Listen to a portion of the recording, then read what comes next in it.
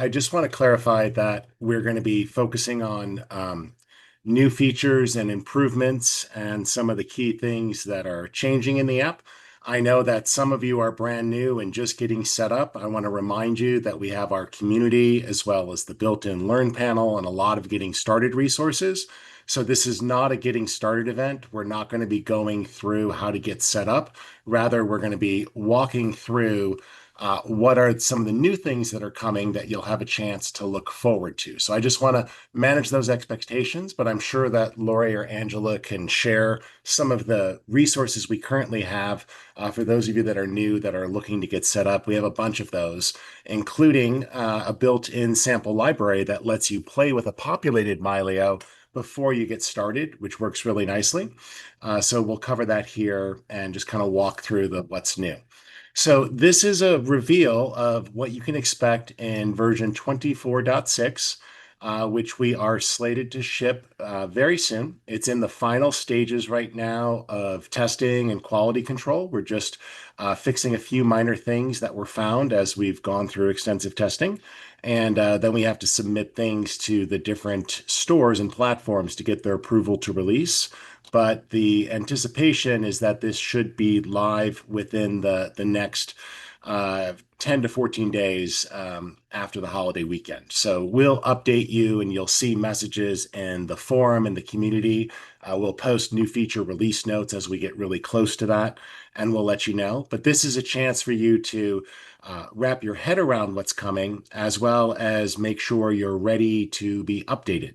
One of the things I'll put out there right away is that with this release, it is what is referred to as a breaking change, meaning it's going to update your entire database. This is a larger change, and it requires that all of your devices are running the same version of Mylio Photos so that they sync. This is not a tremendously big deal. It just means that you should invoke the update when you have your devices in front of you, and you can do that. So, perhaps when you're at home, not when you're out and about traveling. Also, make sure that your devices are able to be updated. We try to support a wide range of operating systems. We go all the way back, in many cases, up to 10-year-old hardware. But there are restrictions that are placed on us by the hardware manufacturers and the operating systems that in order to release software that meets the security requirements, we have to support certain versions of the operating system. So if your hardware is tremendously old or you have decided to go years without updating your operating system, you may need to do an OS update. That doesn't mean you have to go to the latest version, but you'll find all that information about system requirements in the manual. I'm sure the team can share that link. And JC, do you want to add a couple things or two about getting your devices current? I think you covered it, but that's really it. Just as soon as the update comes out and you update one of your devices, make sure that your other devices get updated as well. On the desktop app, you can simply go to the help menu or to the about menu and select check for updates. If you don't, in most cases, you're going to get prompted. The software will know there's a new version.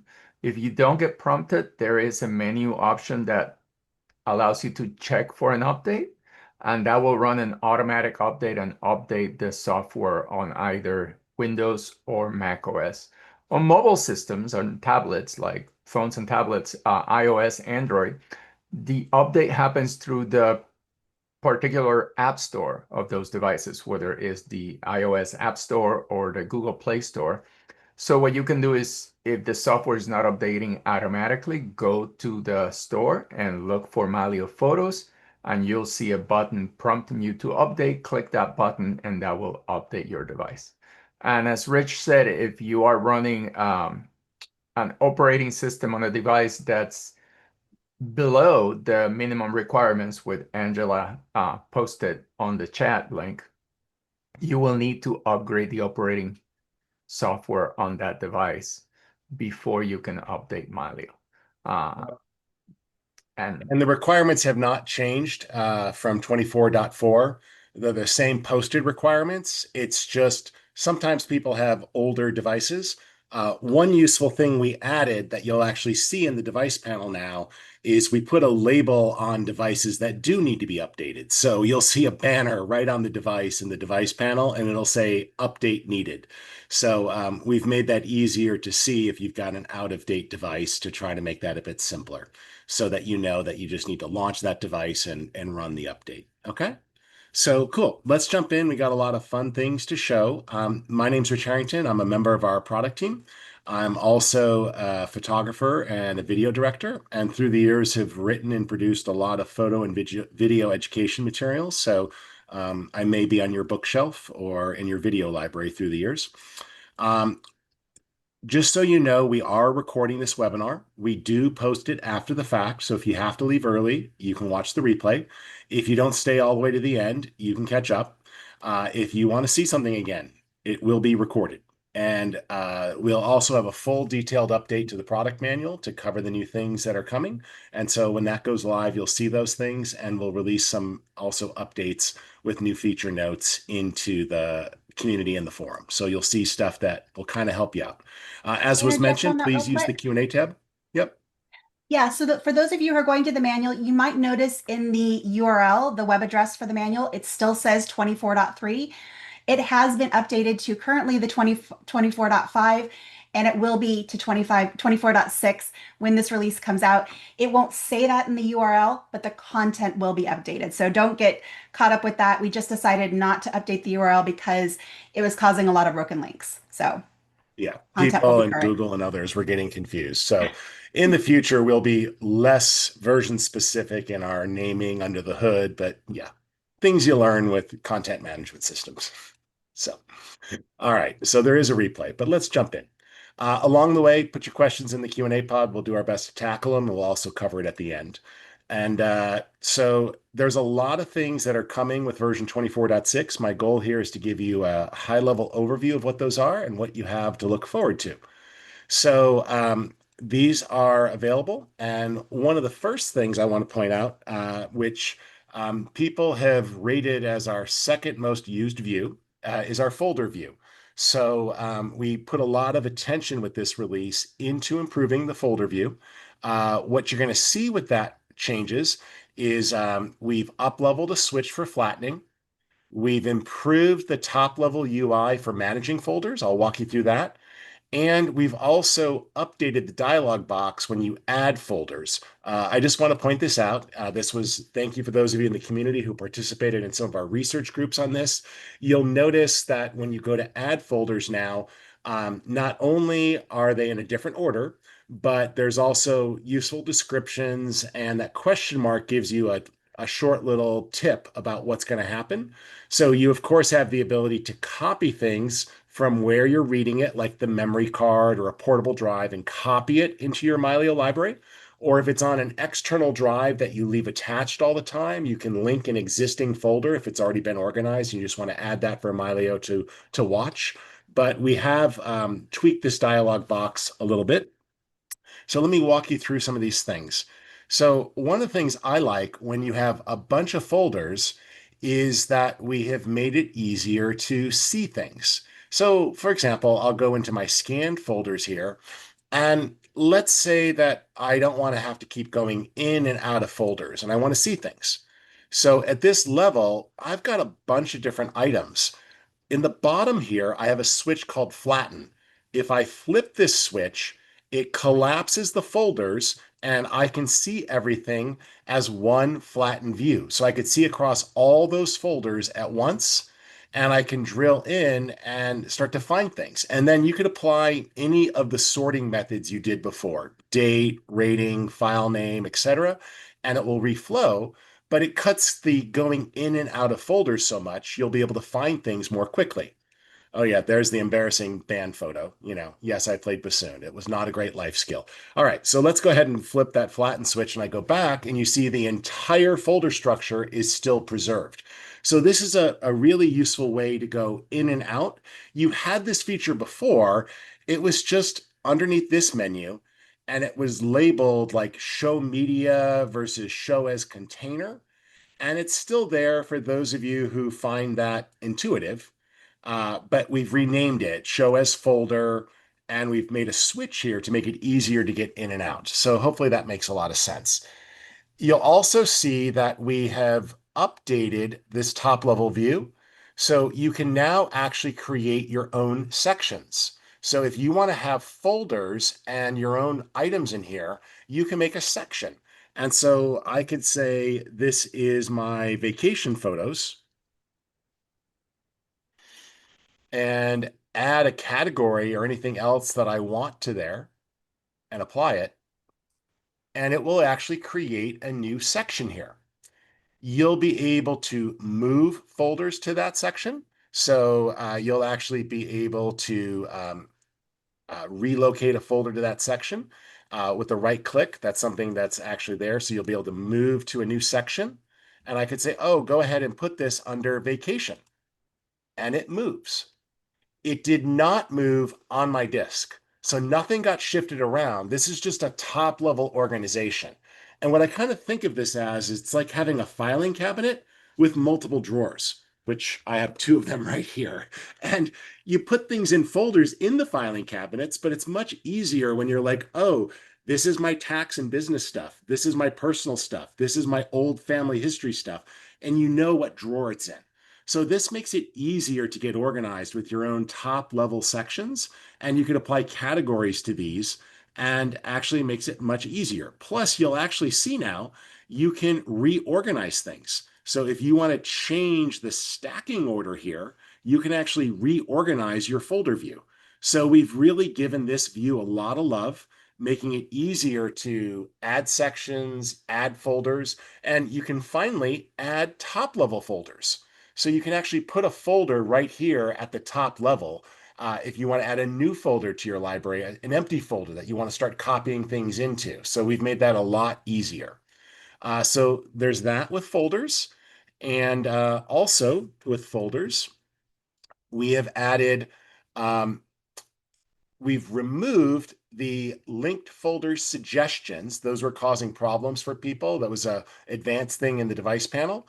And we've added back file counts. So this makes it a lot easier to know what's going on with a particular folder. So you'll see here, if I select a folder, I'll get information about the media. Oh, there's 576 items in there. If I start to make multiple selections, oh, I've got 3 folders selected and there's 1,649 media across them.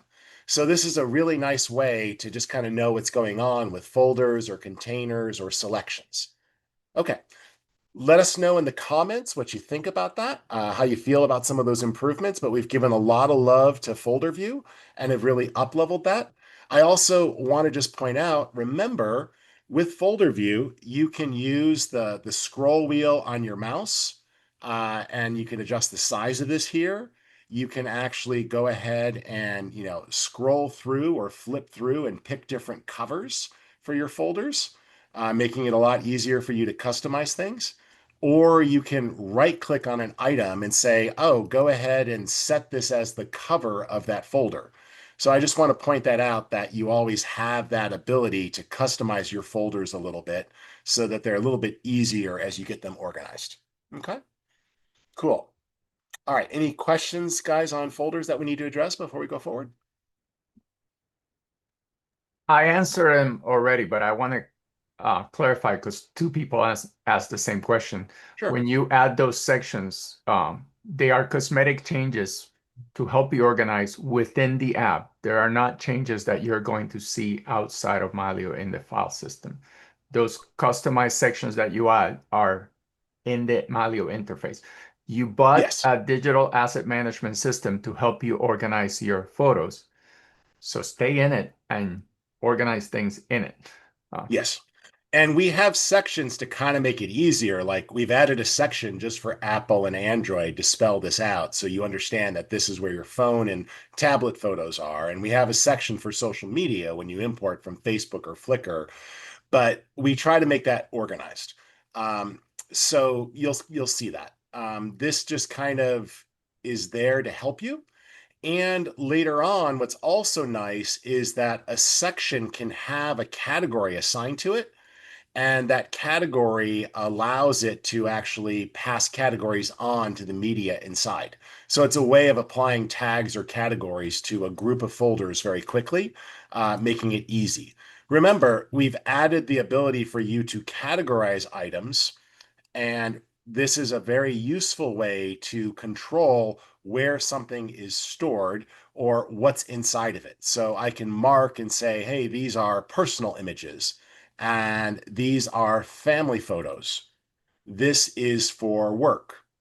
And so we've had that for a while, but this is going to become increasingly important. And we'll talk more about this later when we talk about having guests that you invite to your Mylio library. If you have one of our new group plans that supports having multiple people sharing a Mylio library.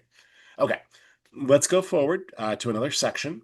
And I want to talk about keyword improvements. So we have done several keyword improvements, both in the last release and this release, that we're very happy with.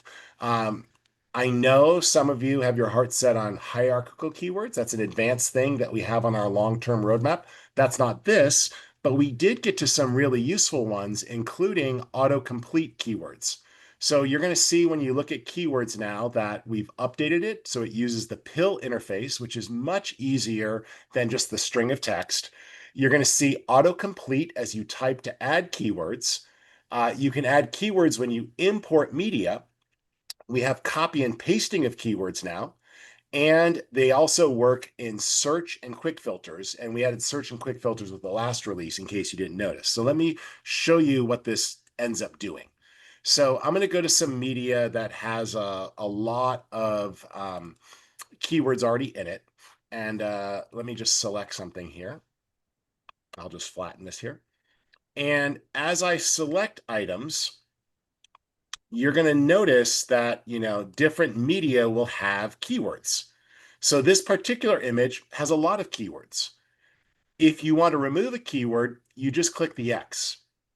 Additionally, if items have been analyzed for smart tags, you have the ability to promote something by clicking the checkbox under smart tags, and it will make it a keyword. My smart analysis is still running right now in the background because I just set up a new library for demoing here because I wanted to show you some things that happen with a newer library.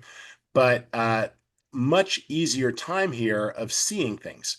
Now remember, you can also filter on keywords. So if I come over and open this up and I say, oh, I want to filter on old time, there's that filter, and I click and it found all the images with that. Oh, how about the word dome?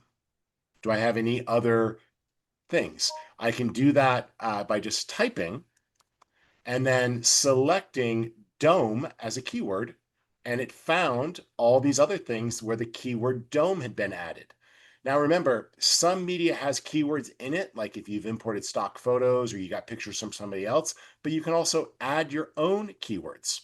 Now, watch this here. So let's say I want to start adding some keywords to this image, which doesn't have any. Well, I don't want to just make things up. So as I start to type, it's going to suggest keywords that match. Oh, plant. Yes, singular. And it added the keyword. So it went through all of my keywords that I had, and it now auto suggests keywords to cut down on you having multiple keywords. Okay. If you want to delete keywords, Jeffrey, the easiest thing to do is to just go to your library. For example, I could filter on the word plants, plural, like this, select all that media, and just take a look here. And you see some cool things. First off, you see that there's differences between the images. Oh, one of them has the word cash crop, two have the word dirt. But I could just go to the word plants, it's an alphabetical list here, and I could just delete that keyword from all the media that has it. And now it removed it. So the word plants has been removed from that media. Okay. So that allows you to remove things that way, and then you can get to be quite simple. Additionally, you can make a selection on media and you could promote the keyword to several media. So like in this case, I've got 3 photos of a drone. Here's a 4th one selected. And I look at that and I go, oh, I want all of those to have the word aerial. I'll just click the checkbox and the aerial keyword has now been promoted to all 4 images. and I'm going through here and I say, oh, yeah, let's do helicopter on all of those. And I think that's fine. And I'm going to add the word drone. And I'll choose the keyword. And there it is. Now it's on all 4 images. So this interface here makes it way easier to understand which keywords are applied and if a keyword isn't on all of the images that you thought it was. So it makes it really simple to promote. Oh, here we go. Here's a couple more quadcopters, right? So I see those and I'm looking at that aerial on 6, drone on 6, helicopter on 6. That's great. But as I go through, oh, go ahead and promote. Now it's on all of them. Or I say, oh, I don't want the word drones. I've already got drone singular. Remove it. And now that keyword is removed from all of those images. So this gives you much easier keyword management. Additionally, let's say I want to take the keywords that were on this image. I can just go ahead and say, copy all.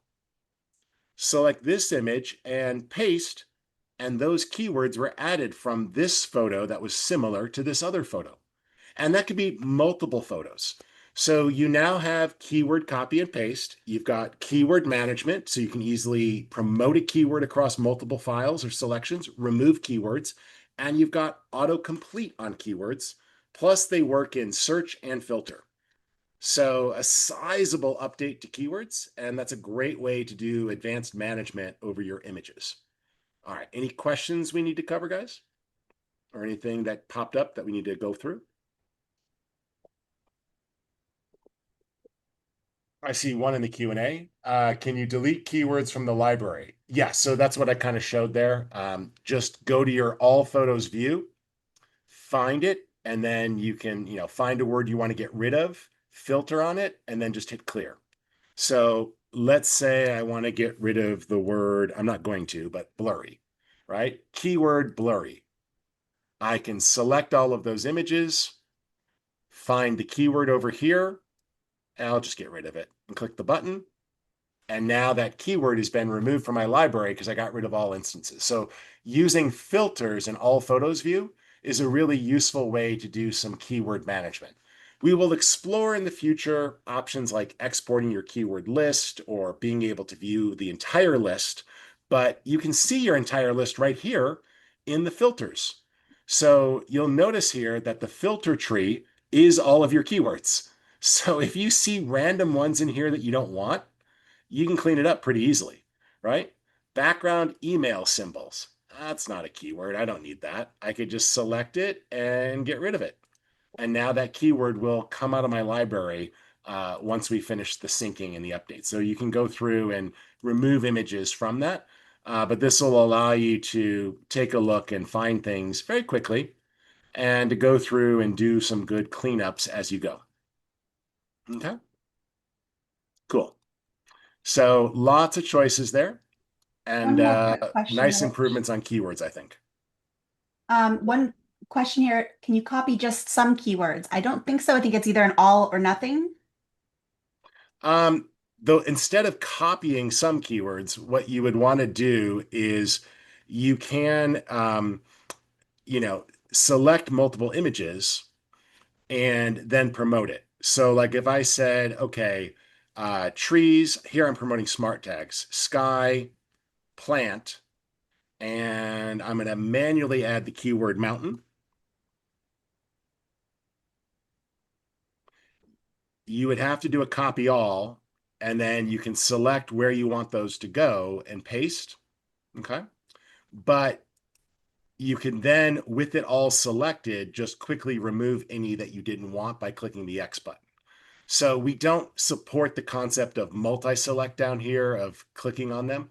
That's one level too deep into the matrix, but substantial improvement here. Remember, you can also promote smart tags to keywords, and we will be working on some smart tag updates throughout the end of the year of improving and expanding our smart tag library so that it recognizes several more objects. So that's an area we know needs some improvement, and we've already got some people working on that. So you'll see that soon.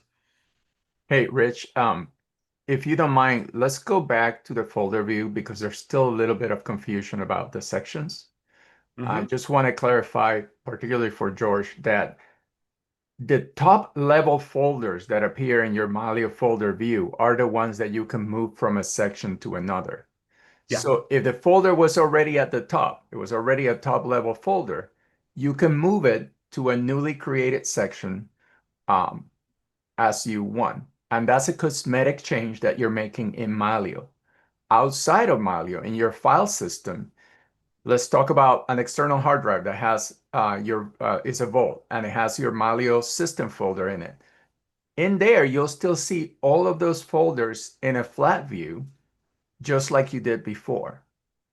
So it's the top level folders. If you have a year organization and your top level folder is years, you can move years from the family section to the personal section that you created. But in your file system, it still be the years folder. You will not move 2000, which is a subfolder of years, into another section. So it's the top level folders that you are moving around. Yeah. You're just this is when JC says cosmetic, this means it's organizational.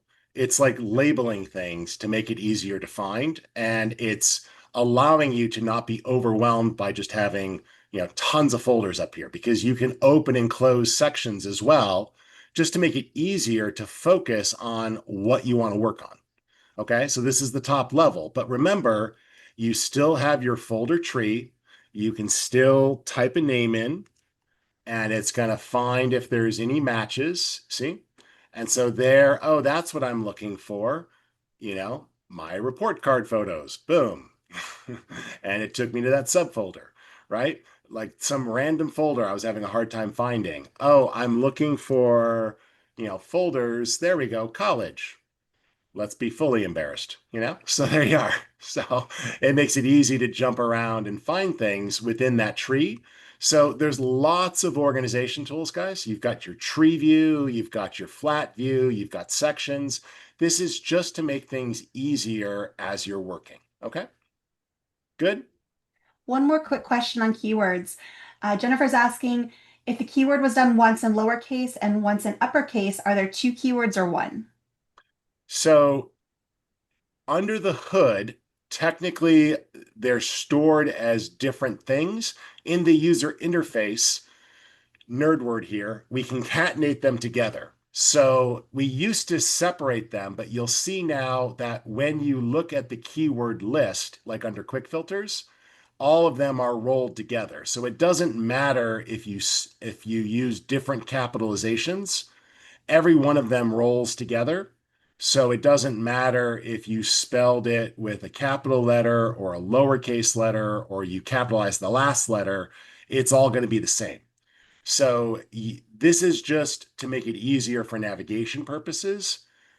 We just apply a simple reskinning here of keywords, but how you actually enter it is how it would show up in the real keyword field when you export it.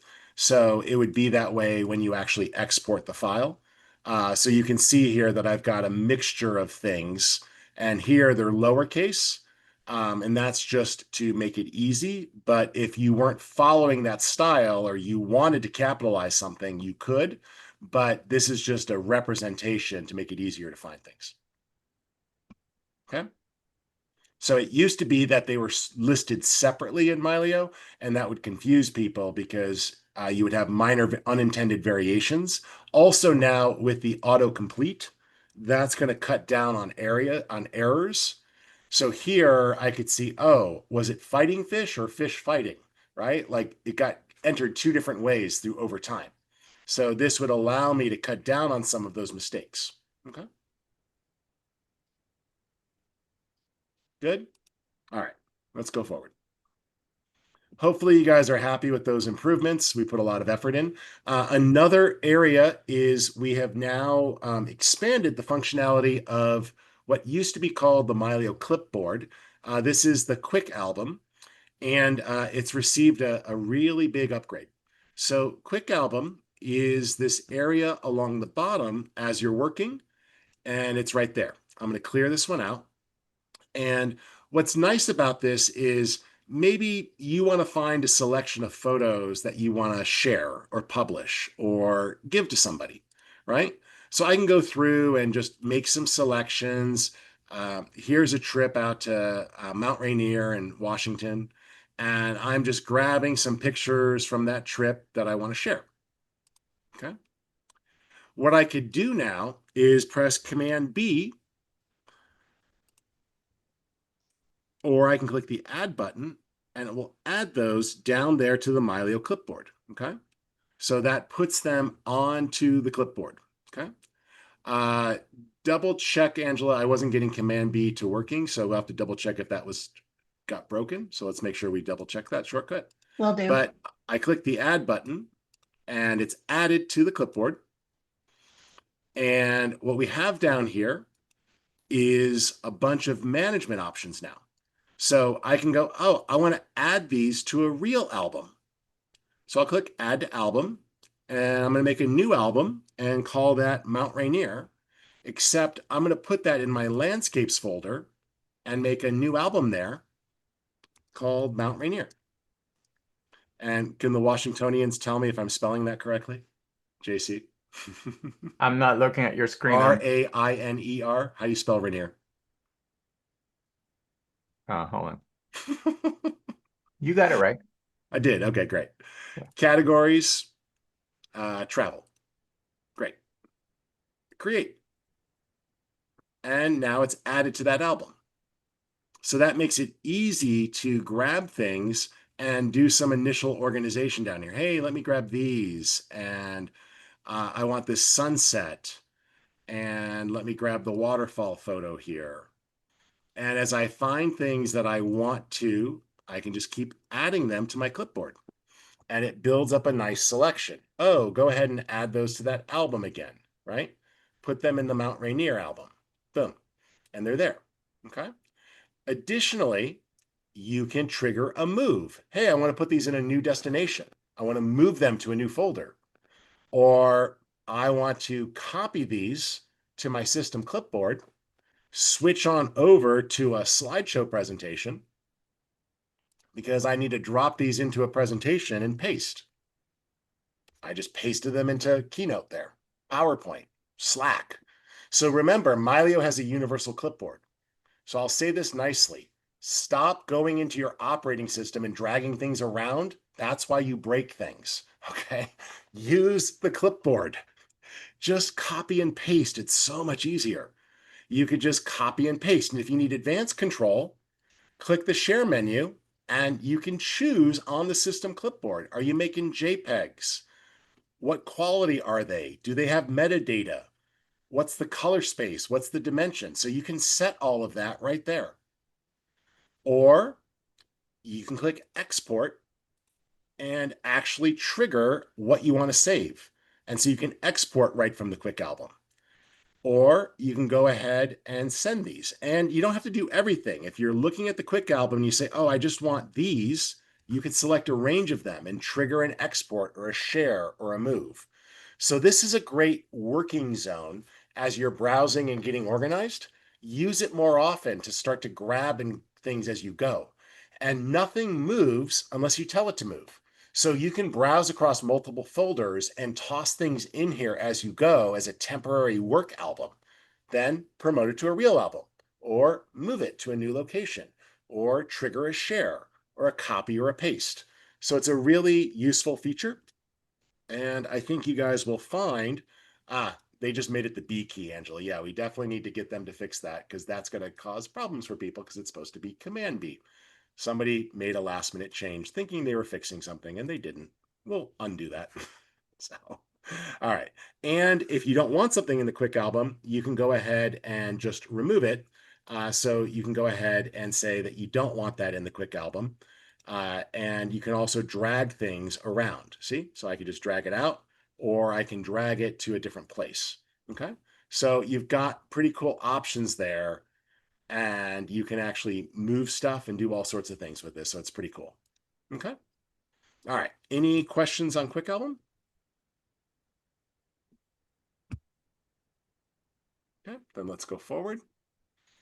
Let me get the slides back up real quick. Hold on. window 24/6. There we are.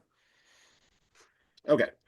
Speaking of albums, we have also added navigation to the album tree. So you saw the folder view earlier. It made it easy to just type and find things. You now have the same thing in albums. So if you're trying to find something here and you just start typing, it will actually search through the album tree, making it easy to jump around. Or let's say you want to have the best of all birds. So I'll make a new album here called Top Birds. And I'm now browsing and looking. I could say, okay, I want this one and I like that one. This one's really good. I don't know, that one's a little scary. I like those. Everyone loves penguins. And who can't get enough flamingos? I could just drag and drop and put that into that album. And I'm taking a look here at pelicans. I say, I like that one. That's great. Notice this album didn't change. What I'm doing is I'm just able to put things into an album. Because remember, a picture can be in multiple albums. A picture can only be in one folder. So albums are a great way to make collections like, hey, these are the pictures I'm giving to my cousin Krista, and these are the ones I'm giving to my cousin Brian. They may be different pictures. Some of them might be pictures that go to both of them, and some might just be for one and one for the other. So this makes that really easy to do that organization. And so now this tree view makes it easy to see the albums you have. And for a lot of you, you have a lot more albums than this. So the ability to type and filter is really quite useful. And you can also make an album called selects and then start dragging into other albums as you're getting organized. Okay. So a great really way here to kind of get easy and organized. And you can drag and drop too. See, from the quick album to an album. Obviously, that wasn't a bird, but that's what I had loaded down here. So I wanted you to see that that does work. You can drag from the quick album and put those into albums as well. So the quick album is really useful, and albums also got an upgrade. All right. Any of those questions need covering, Angela? Is there anything that we need to address? Let's see here. We have a question here for new camera support. There is support for a couple of new cameras coming. This person Yep. was actually asking about the Panasonic S1R Mark II. Yes, that one's Nope. coming. Nope. Nope.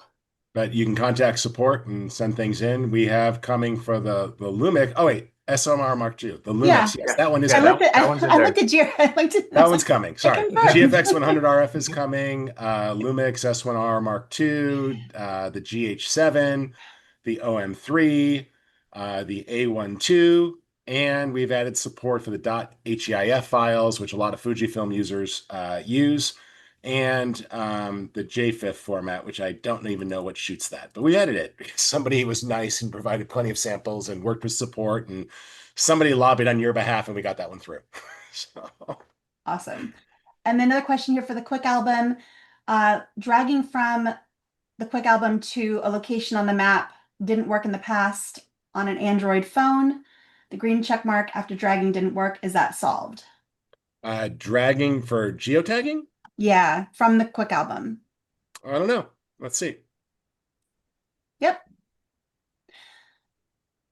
So, yeah, it worked. It picked up the tag. There it is. I put that photo in the middle of the ocean. So I picked some place where I didn't have any pictures, obviously, just so we were clear. But let me remove the GPS media. So apparently we did fix that. So huzzah. So Excellent. actually, why don't we do this while we're here right now? So I'm going to go to the Mount Rainier ones, and none of these photos are geotagged. And I don't know exactly where in Mount Rainier these are, but I know, oh, I guess some of these are here tagged. So that's great. So let's see. That's got a tag. That's got a tag. All right. That one doesn't. So I can say, oh, I think I know where this was. We are at this lake over here. If I just right click, it adds it right to the map now, or long press on a mobile device. So you no longer have to do that drag and drop thing. You could just have a selection and just select the photos and go, oh, hey, these were all right here on that lake. Go ahead and move them, confirm. And now they're all geotagged. So we've added that ability there to geotag. Edward, we can't do hand raises here, so just please type your question into the Q&A or the chat, and we can answer it that way. Okay. But so the geotagging options got a little easier. You can right click or long press, and you'll also just see that, we've continued to make it a little bit easier to find things in here. And we've got a few more improvements in the future coming for geotagging to make it a little bit easier to add a selection to the map. But remember, clicking that button right here is an easy way to bring up the mini map so that you can work and you can easily adjust that split. Then just click and it goes right back to the info panel, which is a really useful way to work as you're browsing and getting organized. Hey, Rich, got a question for you. Regarding that dragging from Quick Album to a location on the map, that was specifically a question for the Android phone. Do you happen to have? Just long press on the map. Okay. Like I said, you can just long press on the map now for mobile devices or right click to add something. Perfect. Thank you. Okay. So if you drag and drop, that's fine, but sometimes touch devices have a trouble with dragging and dropping, which is why we added the long press feature on the map. So anything you have selected, you can long press on the map or right click on desktop and trigger a geotag, which you're invited to then drag around and reposition or move. Okay.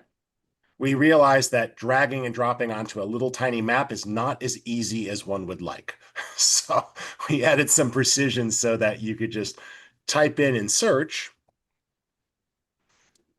get yourself into the ballpark, right? And, use the ability there for it to autocomplete. And as it starts to find things, then you can navigate to those, right? So as you type, it auto suggests, and then you can use those suggestions to move the map. And of course, continue to zoom in to find what you're looking for, and then just right click and move the items or long press on mobile. Okay. All right. Let's keep going forward.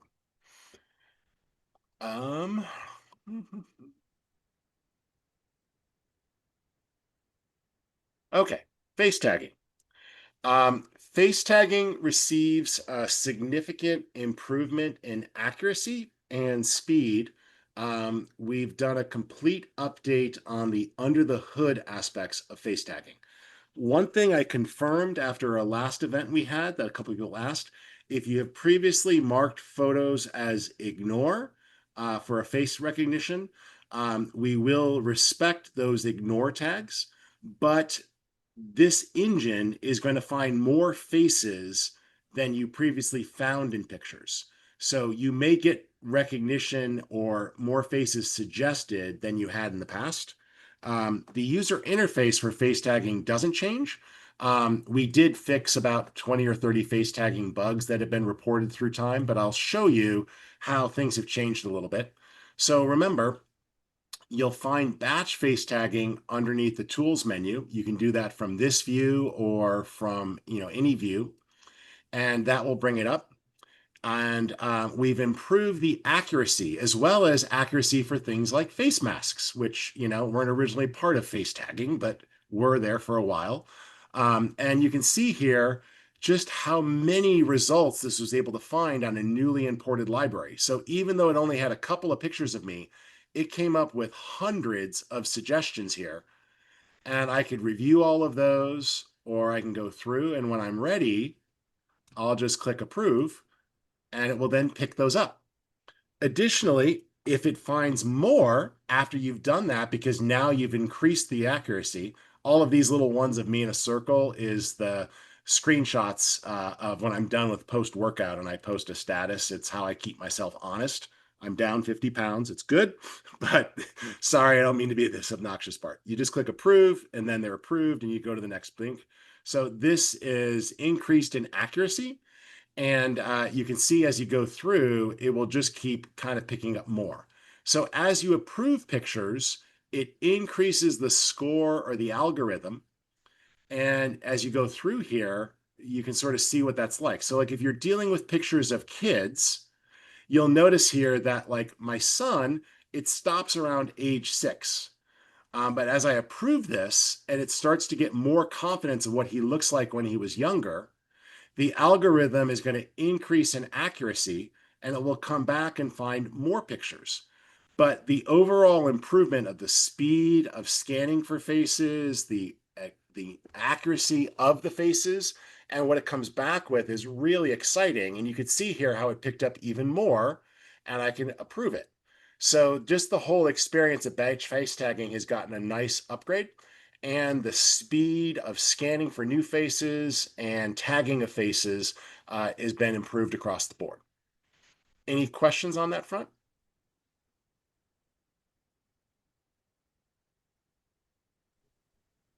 Nope, we're good. Okay. Will this, I don't know what the ever be added to the software. What do they mean by that? So he's asking about being able to move subfolders into different sections, kind of like a shortcut, as opposed to moving top level folders into sections in folder view. No, that's impossible because the top level folders are the top level of what you're browsing. And things within that have a hierarchical relationship to each other. So no, it's just impossible for the way folders work.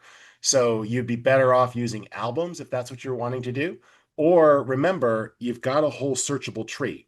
So you can easily use the tree and just type the name and navigate to things very quickly, but you can't take subfolders. Now you can move a subfolder and make it a top level folder, but you would have to move it on disk. I don't want to go too far into this right now, but we have increased. So like, let's say I want to move this clouds folder. I can right click and say more folder actions. And I can say that I want to move. And this lets me move it within this location, right? So that would allow me to make a new top level folder, and then I can move it to that top level folder. So you can do that pretty simply. So you have that ability there to move things. Additionally, if you are working at the top level, you will find some additional options there, including the ability to move where something is stored on a physical drive.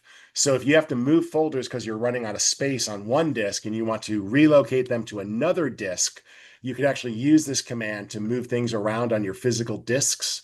And Mylio will then know that you did a move and will know how to handle that move and won't freak out. So don't just start dragging things around in the operating system and then open up Mylio and go, wait, it didn't know. Use Mylio to invoke the move from one location to another, and this will actually allow you to media manage on like a vault or a device that has a lot of linked folders, for example. Okay. All right. Let's go forward. We talked about the geotagging improvements already. Device panel. Okay. So in the device panel, you will see messages when things are out of date. So if you have an out of date device, it will tell you it needs upgrading. We've also moved up the storage information here to the very top, so it's a lot easier to see what's going on with the device.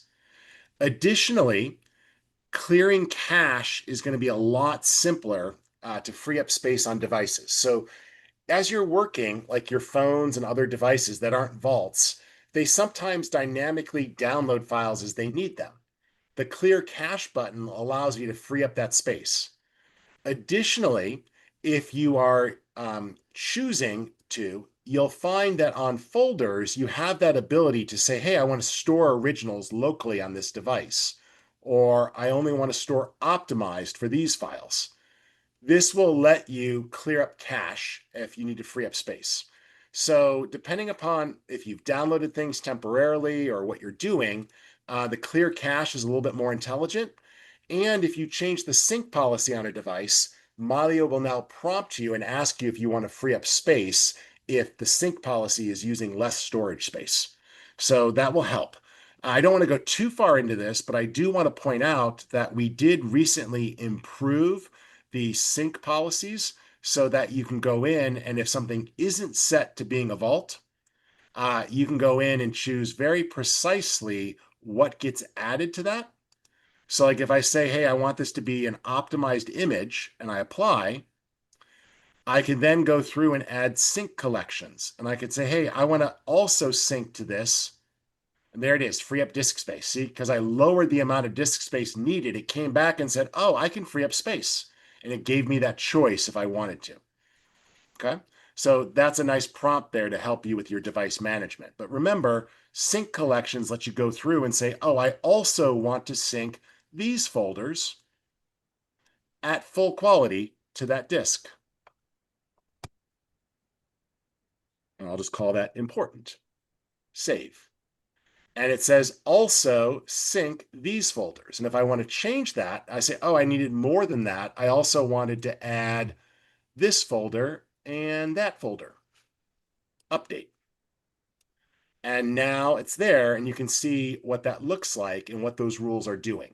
This was not new with this release. I just want to point out that it's quite powerful, but you'll see that the space management has changed, and we also added an optimized preset as well to make that a little easier to manage your devices.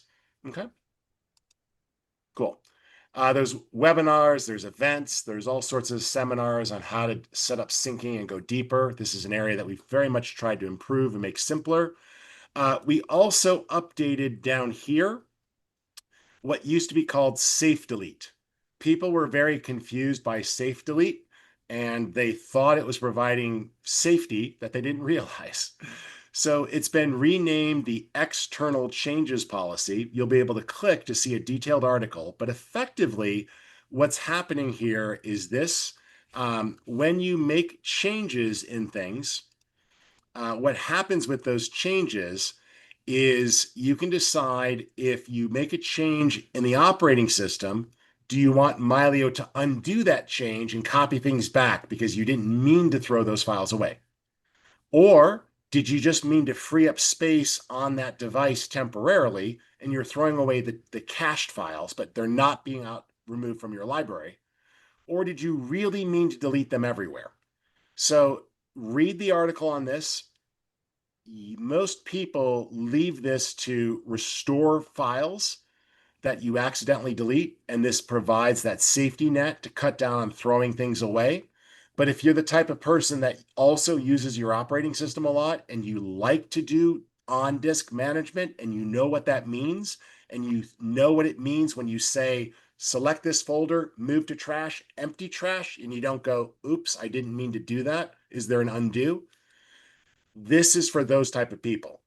If you don't fit that, then use Mylio, where if you throw something away accidentally in the operating system, we'll try to restore it and recover it for you from one of your vaults. Okay? All right. Let's move things along, and then we'll go through the other big area that's changed. Here we go. Talked about safe delete. Storage panel really quick. The storage panel was added a little while back, but we've now added it to other views.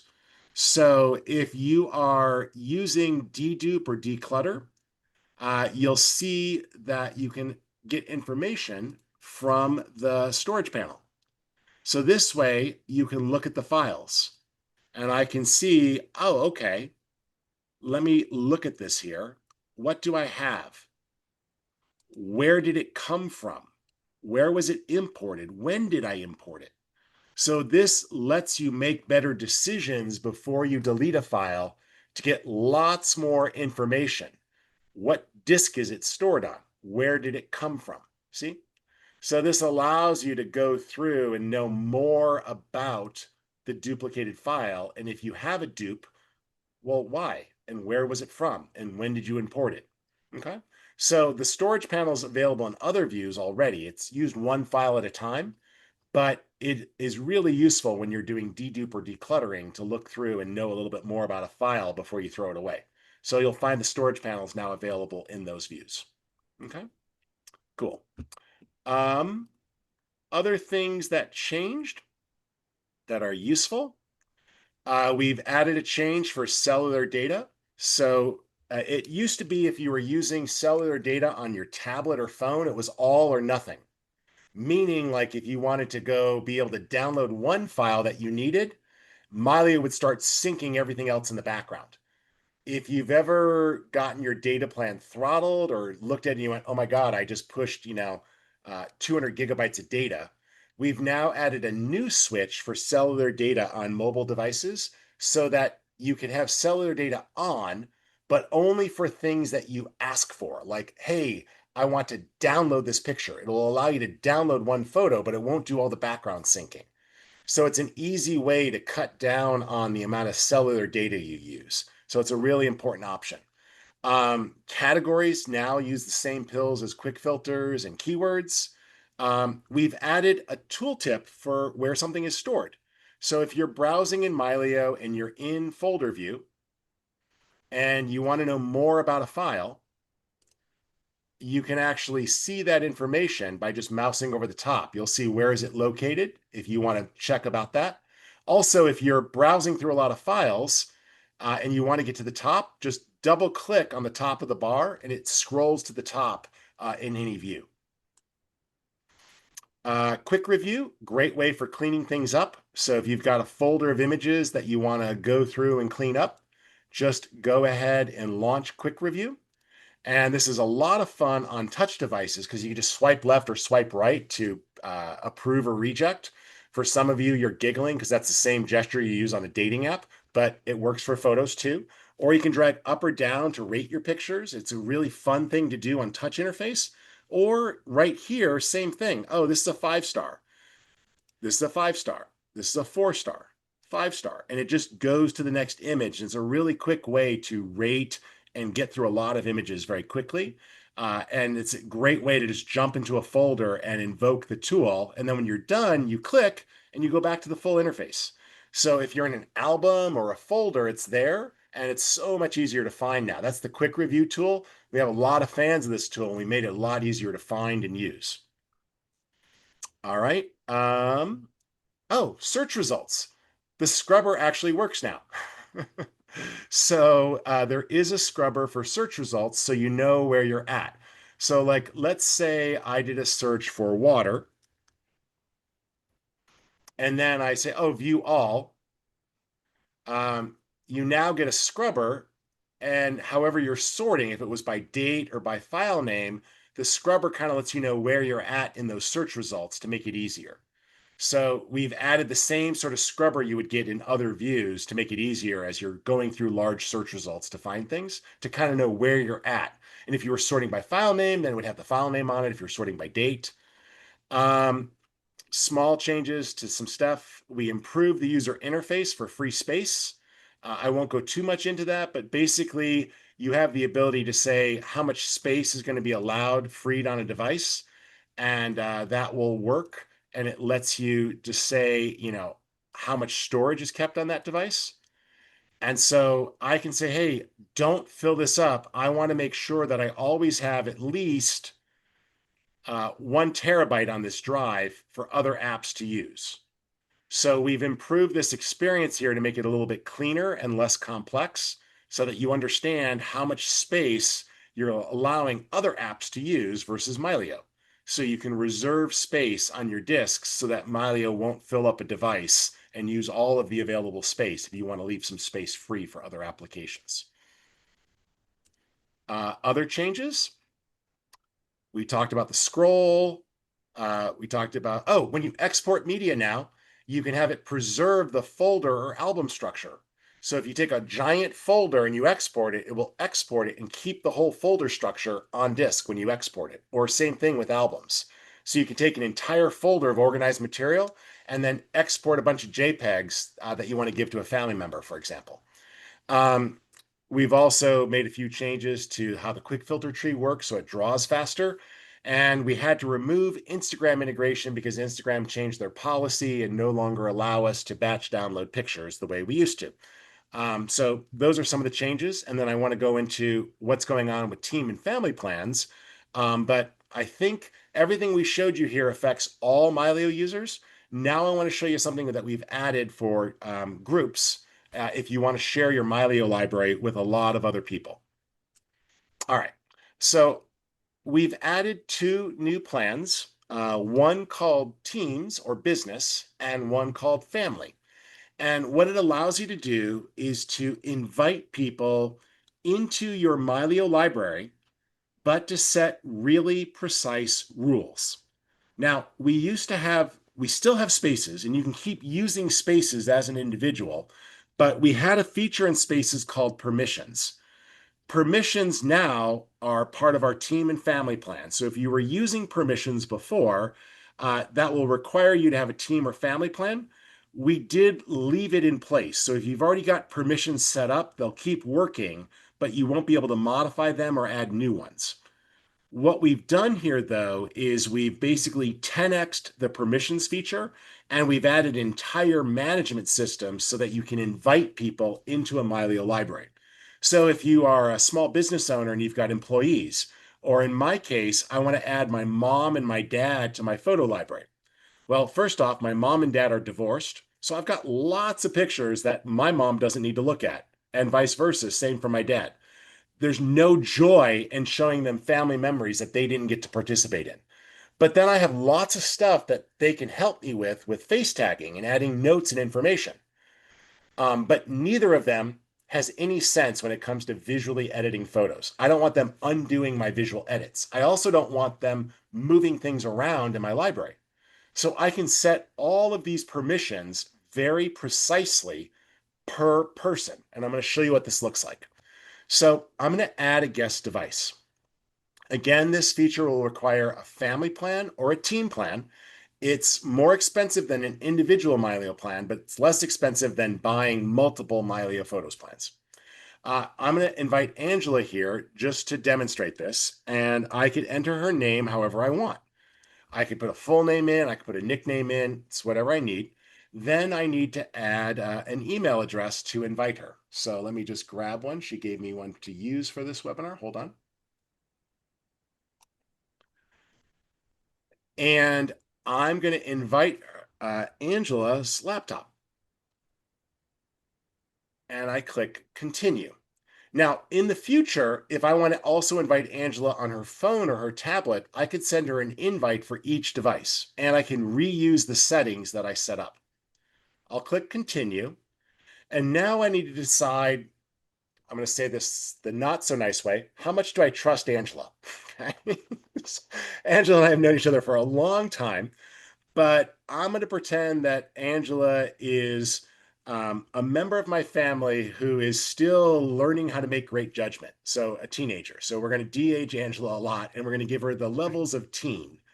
And so this means that she can view and add and modify photos, and she can also see everything that's coming from her devices.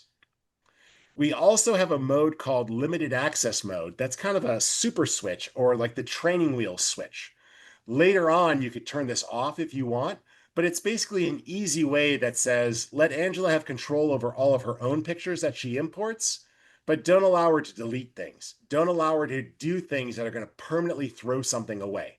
So don't allow Angela to access the device panel so she can't delete somebody's device. Don't let Angela access my account because she doesn't need access to the credit card, because there was that one time that she threw a party when we were out of town because she had the credit card number and it was bad. Okay, so like you can, joking aside, you can set some safety nets here, and later on you can turn that off. But I'll click continue here, but each of these you'll see roles: collaborator, partner, photo manager, or give her access to everything. So depending upon what you do, there's different levels of collaboration. A partner would be somebody that you want them to see everything in the library. All right, I'll click continue. And now I could choose what's going to sync to her device. Space Saver is going to sync everything based on space allowed. Or I could say just optimized images. Don't fill up her hard drive. Just give her the optimized images, and then she could demand download the high quality ones when she wants. And I can choose what she's allowed to access. Okay. Angela, we have to update this text here. It's not supposed to say categories. That was a change Sam made, or maybe you've just fixed it, but we need to fix that to say manage file access. Okay. But this is where we can choose, what does somebody have access to? So, I want them to access things in the family category. And I want her to have access to things that were also labeled family history and travel. But she doesn't need access to work. She can have access to birthdays. That's fine. And so I add these categories that she's allowed to access, and I click apply. So now it's like, okay, she'll be able to access, and anything she imports will also be tagged with the category Angela. So she'll also be able to see all of her own stuff. I'll click continue. I read this over, I see what she can do, and I click looks good. Angela should now receive an email that she can accept the invite. And when she logs in, her device is just going to be set up automatically, and she'll only have permission to do what she's allowed to do. I can also come over here and go to spaces. And once she accepts that, I can keep modifying her space in the future. So, and over here, I could see that she hasn't accepted the invite yet. So once she's accepted the invite, the device will actually start to promote, and it will become it'll actually say that it's working. I can remove her access. I can re-invite her if she didn't accept it. And Angela, you can share your screen when you want. Yep. Let's see here. Back here too. And I'll stop sharing. Hold on. yeah. Which one is the Zoom screen share button? Too many options. Oh, there it is. Stop And there we sharing. go. So there we go. And 1 second here. My Windows computer is being a little weird here. No problem. Just trying to get to the button and it's not showing me the button. Tell me when you're ready to share, Angela, and I'll walk through. Yeah, I'll be right there. I'm Yep, no getting problem. there. Hey, So Rich. notice over here, I see everything about her device, and I could rescind or remove her access, or I can re-invite her if I need to. This way, you know if that family member is actually logged in. If you turn on Mylio Drive, the free Mylio Drive included with your account, all of the optimized images and photos will go there, which will make it very easy for you to do things. All right, it looks like you're sharing, Angela, is that right? I am. Great. Yep. Let me go ahead and stop sharing then. Hold on. Or Lori, if you want to spotlight that view, that's fine too. I think it overrode your Okay, screen share. perfect. So I can go ahead and just say, so what happened here is I got an email that has a code in it and directions to download Mylio Photos, which I have already done. And I've copied that code. So I'm just going to go here from the start screen and say, let's go. And right here, we have an option to join with an invitation code. So I'm going to take that code that Rich just sent me, click with join with code, and then I can just paste that in there. There we go. And continue. And that's a one-use code. I can't go and use it on other devices. I can't go install this in different places. And there we go. And I now have my Mylio logged in. It's going to start syncing stuff here pretty quick. It's also letting me know that I'm in limited access mode here, so I can learn more about that, or I can just close that warning and hopefully here start seeing some pictures. Yeah, go to folder view and we should start seeing folders popping up. There we go. Yep. And so she's getting access to the folders that I told her to see and the content labeled share. She got access to vacation photos because I told her to see travel, but you'll notice she's not seeing certain folders. So now I'm going to go in and promote some other folders on my side because she has access to things labeled family. So I'm going to say, oh, okay. And I gave her access to travel. So let me categorize a folder on my side as travel.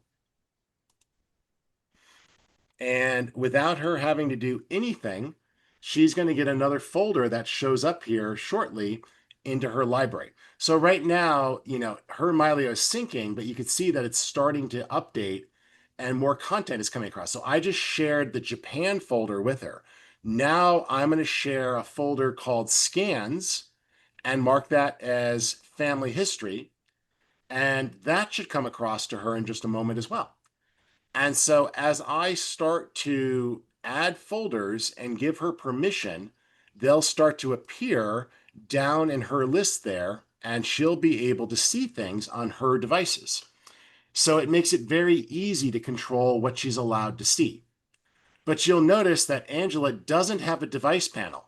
She can't go in and modify the settings on her device. She can't access settings. She can't access the account page to delete or cancel my account.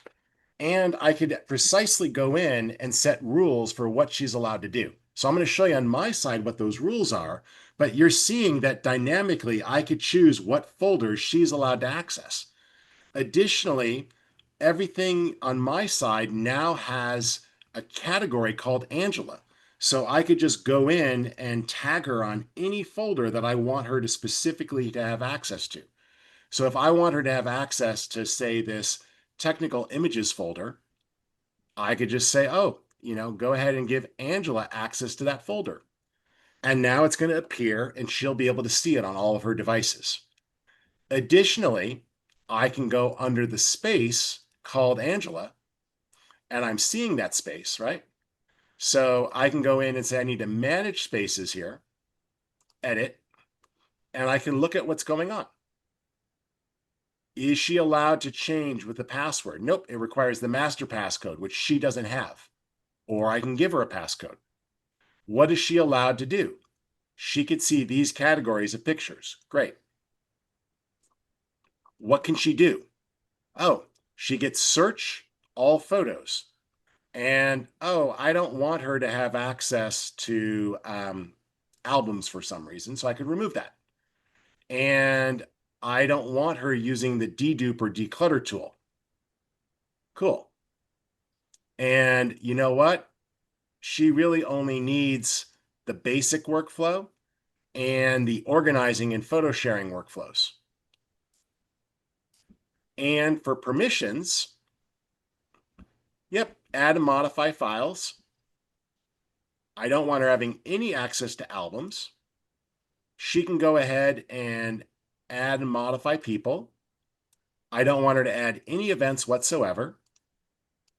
And let's see, I'll let her modify file info. I don't want her rating. I do want her help with face tagging. I don't want her changing categories. I will take her help with geotagging. And I don't want her to edit pictures internally or externally, but she can share. I don't want her accessing the account or settings. I do want her to be able to import her pictures from her mobile device. I don't want her poking around in the file system. I don't want her changing her space. And when I click update, Angela, if you want to share your screen. Yep. Her device is automatically updated and picks up all those rules. So what we've done here is a gigantic update to make it safe to collaborate with family members or coworkers. And you can control what they have access to. You can control what they can see. You can make it so that they can't easily navigate to the file system. And the future will add even additional more controls over the file system. But we can really set it up so that it's difficult to make any sorts of changes whatsoever. Sorry, I'm having trouble sharing my screen. No problem. It's a Zoom issue, not a Mylio issue, right? Yeah, exactly. It's Okay.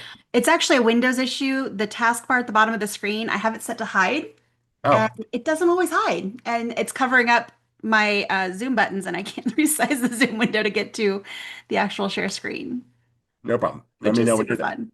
Yeah. Oh, oh, almost got it. Yeah, go ahead. Carry on. Okay.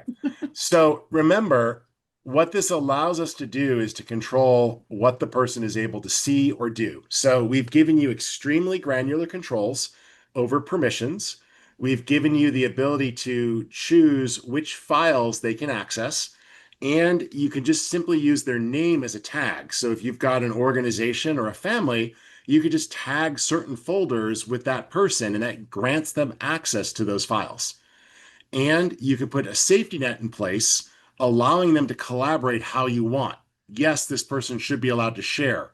Maybe you have an older family member and you only want to give them access to albums and you don't want to give them the ability to move or delete things. Well, that's a great way to give them an iPad that's locked into that space and they can browse and see things. So I'm going to give Angela another folder here. I'm going to grant her access to the technical images folder. And yep, that'll show up. And then let me do one more. And so this just gives you that ability to really control who has access to what, which is pretty cool. And so you're able to apply access to things and adjust. But Angela, go ahead and try to delete a picture. Do you have a garbage can? I don't have a garbage can. I just clicked delete on the keyboard. It did nothing. Yes. So, and that was by design because I don't want you deleting my pictures. But I do want you to help me get them organized by adding information. So hopefully this makes sense to everybody. You have the ability to do all sorts of cool things this way. I'm going to go ahead and take back over the screen. But that is that ability there for team and family plans. So you can contact support once that comes up. If you're an existing family, if you're an existing Mylio account owner, we'll have some upgrade paths at a discount to that if you're interested. Otherwise, this is a great way to set up a library for collaboration with multiple people, and we hope you guys like it. All right. That's the bulk of what's new. Why don't we just open it up to some of the unanswered questions or comments and do our best to make it through? All right. Well, one of the first questions here was Scott's asking, are there any changes to how Apple Photos are imported? Yes. So we have improved a couple of things with Apple Photos. One is that Apple has a unique identifier number for each picture now, which is great because every time you add a new iPhone, Apple starts the numbering over again and you end up with duplicate file names. And when you start in the past, when you started to merge those to different vaults or USB devices, sometimes Mylio would get confused because you would have folders with the same file name in the same folder. So we now have a unique number. I also encourage you, if you're going to be doing a big Apple Photos import, to do it on a device that has Apple Photos on it, like a laptop or a desktop, and let it sync everything before you import. So go to Apple Photos and tell it to store things locally. But we have done a bunch of Apple Photos fixes under the hood to cut down on bad duplications or bad pairings, as well as to improve the syncing on demand of things when needed. Although I will say that iCloud itself has gotten a little bit slower, like a lot of other cloud providers. It seems like the speeds have been dialed down a little bit lately to save on bandwidth costs. So that we can't control. If you want the fastest cloud, I still find that our Mylio Drive Plus runs anywhere from 3 to 8 times faster than other people's clouds. All right. Got a Next question. questions? Yeah, from Lee. He says, can we filter by file type yet? I want to filter out raw files if I also have a JPEG. Right now they appear as duplicates. So I'm it's not not sure if that they're they doing appear as stacked duplicate. or It's if that's, probably go that, yeah. ahead. You've probably imported a RAW and a JPEG as a pair from a camera. And so Mylio stacks those together. So what you're getting there is a RAW JPEG pair, not RAW, or, the file has both. So, but we do have filters for that sort of thing. So if I come over here and I look at filters and I go by file type, you always have extensions. So I can be very specific and say, I only want to see CR2s. But if this CR2 also had a JPEG associated with it, which it might, then you would see that there was a raw JPEG pair. And so sometimes you have raw JPEG pairs like this one here. 0694 CR2 is the raw, 0694.jpg is the JPEG. To control that, when you go to do things like editing, we do at the very bottom here have edit using, and we've made this a little easier to see, JPEG or RAW, so you can choose which one you're working with. If you wanted to see, for example, what the camera was, what you had inside. No, I want to work with the RAW file or I want to work with the JPEG. This lets you choose which one you're editing with. And so in that case, you might see slightly different images of what data you're using.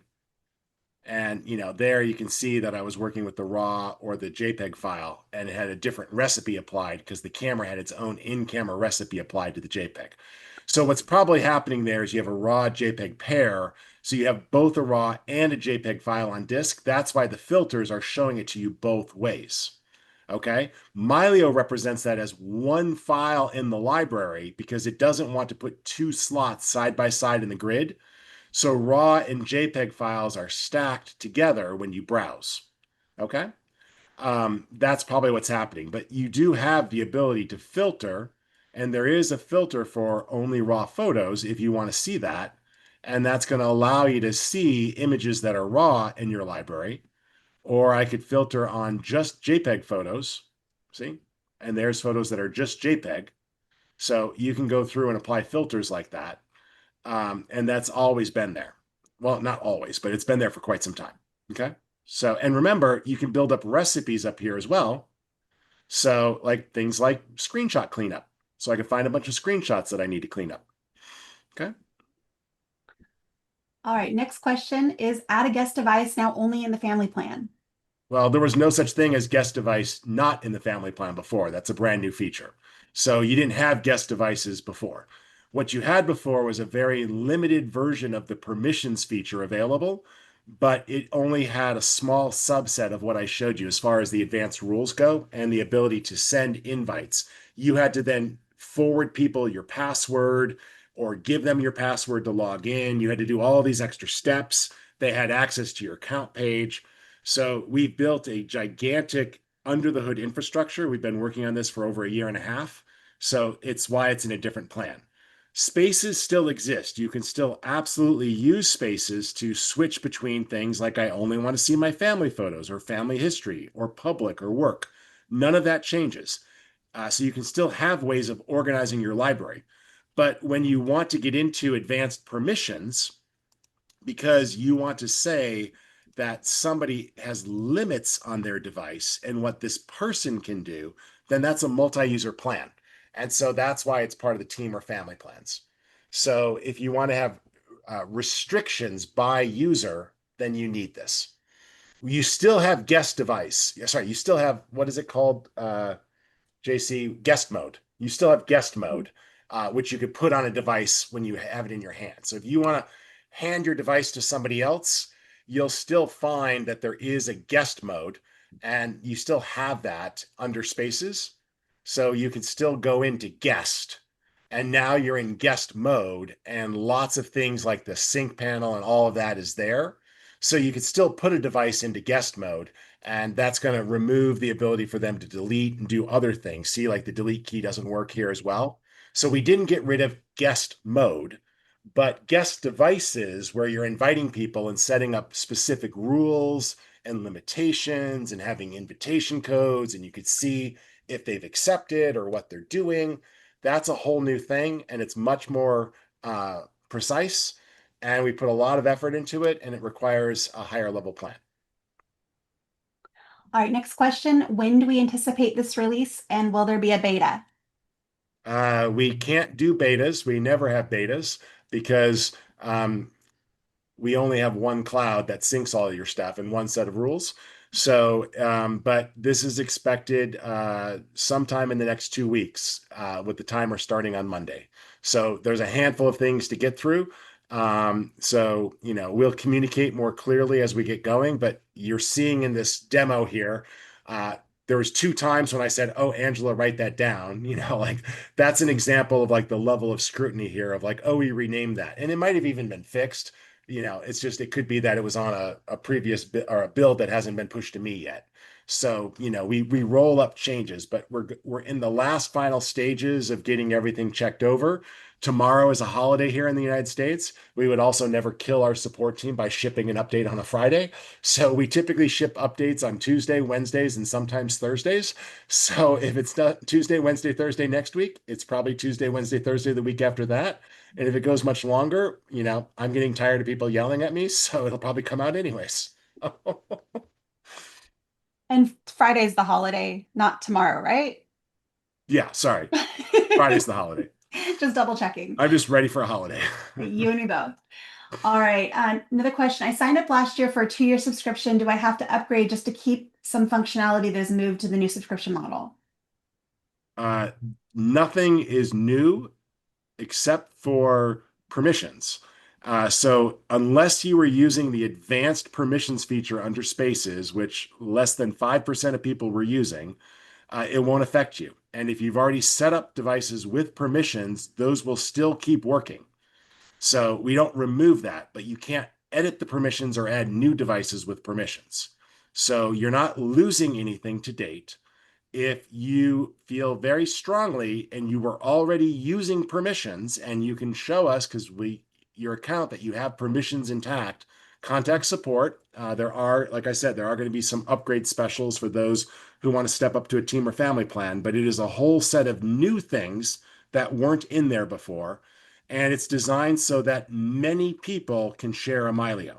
So instead of me buying a Mylio plan for my father and my mom, and then having to have them export files and we shuttle things around and we're importing them into our libraries and we're shipping disks back and forth, I can set up one account for my entire family, but I could put rules and safety nets in place so that different family members don't see things that they don't need to see. Like they don't need to see my professional photographs. They don't need to see my work photos, and they can participate at a level that I want. Yes, help me face tag and geotag, but for the love of God, I've seen the type of edits they do. I don't want them re-editing my photos. I don't want them deleting things. So I turn that off. So those are advanced things that granular level control is much deeper than it ever was before. That's a brand new feature. All right. I think we got all the rest of the questions. JC, do you see anything else that we missed? No, I think we covered it. Awesome. Well, All right. first off, thank you guys again for coming out. We're very excited by this update, and the team has been very hard at work on it. As always, when an update ships, there will be things that are new. I encourage you to take a look at both the Learn panel or the product manual. You'll find updates and things in there. Oftentimes, when you encounter a dialog box, there's a question mark icon on it. Clicking that will take you to the specific help article associated with that feature, so you don't have to go searching for it. So you'll see that question mark on lots of items. That's designed to make things easier so that you don't have to go hunting and pecking. So remember, if you're in the app and you choose help, the first thing you're going to see is, you've got the ability here to go in and, learn about different items, right? So I can go in and I can learn, or I can go and get to the detailed, learn panel here, and this will have notes, or I can go through and read useful articles. And I could search through here and find lots of shortcut articles that help me learn specific things pretty quickly, right? These are all right here to speed that up for you. But if you need it, there's also the full in-depth product manual, and that's the how-to guide. And so when you invoke that, you'll get access to a much more detailed product manual, and that product manual is filled with all sorts of material. It's searchable. You can download a PDF, and this will get fully updated for everything else. There's also a quick start guide here that will walk you through essential videos and getting up and running as well. So make sure you guys take advantage of those resources and tools that will help you. And if you ever noticed it, if you just click that help icon, you get nice little labels as to what those things are to kind of help you understand what's going on there. And it walks you through things. So you've got different levels of help right at your fingertips. And just remember, you can click on these things. Oh, what did I do? I added a guest device. I did this. What happened, right? It tells you. That's what the notifications are. I can see what's happening here and I could read about it. Okay. If I go to do something like set up a new device and I want to add a vault, there's information. And it's like, oh, I don't know. I need a hard drive. It will take you right to a web page and explain what do you need for a vault. So we have lots of resources built in to make it easier. And hopefully that will help you. And we do, of course, have the community where you can drop in as well. So leverage that as things just to make your life easier as you're trying to, get your answers. But you don't have to go fast, okay? Just take your time, work your way through the changes, and you'll be able to find what you want as you do it. And as you can see here, it's all built in. People a lot of times will be like, I don't know what this arrow means. Click the question mark. Oh, this one is sending files. Okay, got it. This one is receiving files. That makes sense, right? I can see what's happening, right? I could see here that this device is syncing right now. I could see that Angela's device is syncing. So for example, Angela's received about 4,000 of the files that I sent to her so far, and because our two devices are syncing. Later on, if Mylio Drive is syncing and my computer's off, Angela's device will be able to talk to Mylio Drive and get those optimized images. Remember, Mylio Drive is free to add for your optimized images. If you want to add Mylio Drive Plus, then you could choose to put originals up there and video files up there. And unlike other clouds, you get the ability to set a precise sync policy. So if you only want to put certain categories of photos up there, you can do that. So like if you only want to put the family history photos up there and the family photos up there, because those are the ones you're sharing with your other family members, you can do that and not fill it up with all your work stuff and pay for cloud storage that you don't need to. So we give you that ability to precisely control what gets stored online and what doesn't. And everything that's stored online is also encrypted, meaning that only a device signed into your account is able to see the file. So if people were to somehow steal the data from the server online, they wouldn't be able to do anything with it because it's encrypted. Only your account and devices logged into your account are able to see the files or do anything with that data. Cool. Well, thank you guys again for coming out. I hope that helps. And we'll have more information as we get a little closer. We'll post updates. And JC, Angela, and Lori, thank you very much for helping people as well today. And thanks for putting on this event. Thanks for being here, Rich. And thank you everyone for attending. Lori, I believe, will be working on getting the recording polished up and posted usually within 1 to 2 business days. She's usually much faster than that, but I always try to give her a little bit of extra time. So just check the community, the webinar replay section, and you'll find it there within a day or two. Thank you again for being here.